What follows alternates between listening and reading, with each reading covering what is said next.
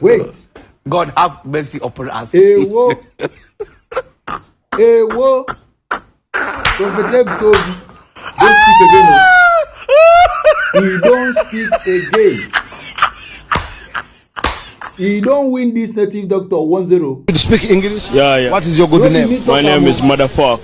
No only here, na here I hear him. No only my ear, na hear him. No be me speak, oh. No be me talk am. Just watch this video till the end for you to hear what Prophet Ebuka Obi dey tell this DBS. The DBS wey claim to know wetin be Omanala and Ordinala. No fuchere pancha, okuchere pancha, afuchago ma kuche. Obu na imari okwu. Click on this video. Watch it to the end. Don't say I not tell you. He don't talk and say Omanala means like this and Ordinala means like this. You will not know wetin Omanala be. You will not know wetin Ordinala be. Watch this video to the end. Ebuka Obi don't talk am. He don't speak and scatter everywhere. He don't speak and scatter everywhere. You know say he be official fancha or mesile fancha or usile fancha or basile fancha. Hey, just watch this video to the end. No be me go talk am, no be me go speak am. No only here I hear. Say make I tell you, may you watch, may you enjoy, may you learn wetin be Ordinala, wetin be Omanala. Just watch and listen. Watch and listen to know wetin be Omanala and Ordinala. Ebuka Obi don gba these people 1-0. Ebuka Obi don gba these people 1-0. This DBA and the people who claim that they know Omanala and Ordinala very well, where they attack Pastor, Prophet, Onyel Fuchal, Omanala, Fancha, all of them join together. He don scatter and burst everywhere. Everywhere don burst. Akara don burst. If una no know wetin be akara don burst, watch this video to the end and tell me what you hear and what you see.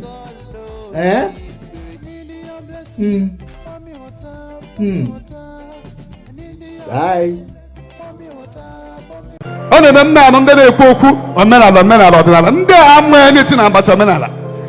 And bring your teaching. Christianity is this.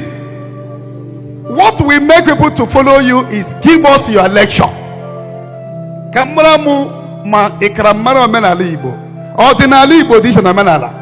And what is Igbo culture? Most of all these people there is difference between Omanala and Ordinala. Omanala Igbo. Let me use Igbo. Omanala Igbo. Omanala Igbo everywhere. Ndi Igbo na kahasi ejioji agofo. Oya bụ Omanala Igbo, right? Asụsụ Igbo, wherever you are, o nwere ihe jikọtara ndị Igbo ọnụ. Ọsọ ya bụrụ ndị Igbo nọ na Delta, ndị Igbo nọ na River.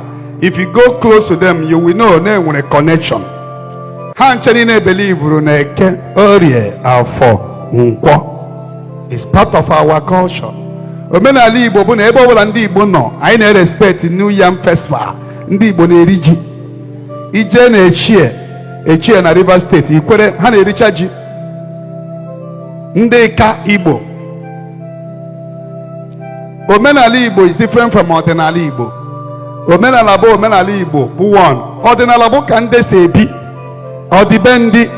Ọdịbendị onwe ndị na-eri eke, onwe ndị gị na-eri eke. Ọdịbendị ya ka perikom ji go ego wesị Ordinala na-ese okwu. Ordinala na-ese okwu. Anyị amaghị ihe ndị ji biri ibe ha. Ordinala na-ese okwu. Anyị apụtala, anyị abịaruola.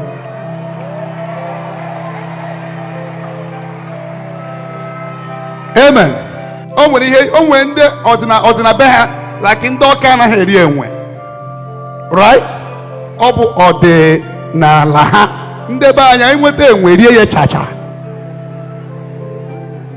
Bayana di eri enwe. It's part of Bayana. And the Bayana eri enwe. The Bayana eri eke.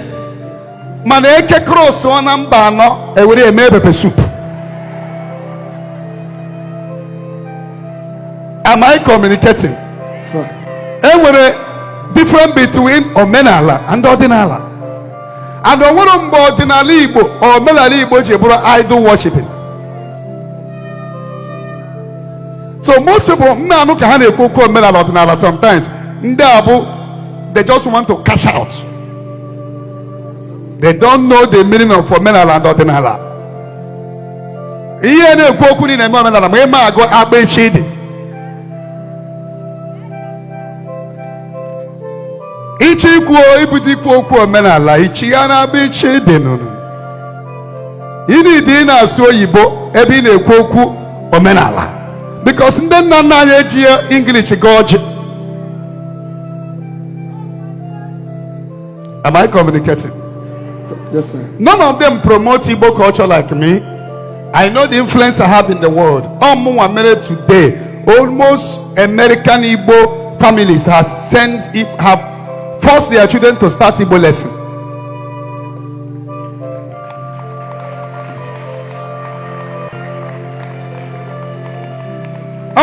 Bidoro so many things now. Mande Delta Igbo, they couldn't have in the Igbo. Mande Rivers, only in part in there. Ebuka Obi. Ebuka Obi until he won. He hear slippers in Yenoku. Oh, when they were not in Alabama, I can wine in Bosoye. Baja can wine Buneke. Oh, when they were not in Alabama, I can wine and Boson Naha. Obodo when a boss had can wine. Iabu or the bendy or the Nalabo or the bendy. Man, Igbo culture, which general. Everybody generally and respect Oji. I will lecture those people who go Menal. Ebuka will lecture them with love. With love. Because I have seen that they don't have anything to lecture. Oh, important. Gidi.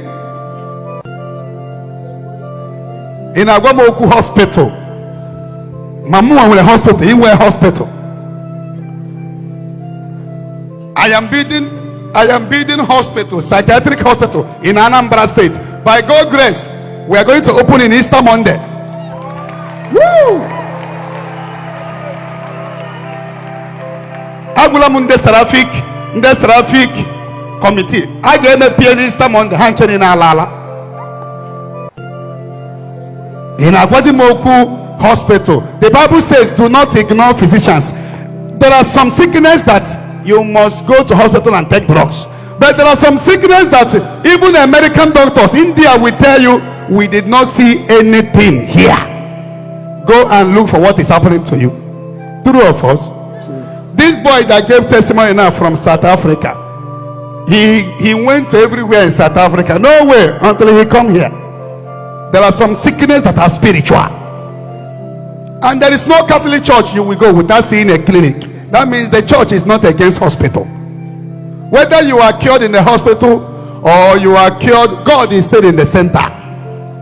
The same drip given to you and you are cured in the hospital, the same drip will be given to another person. The person died.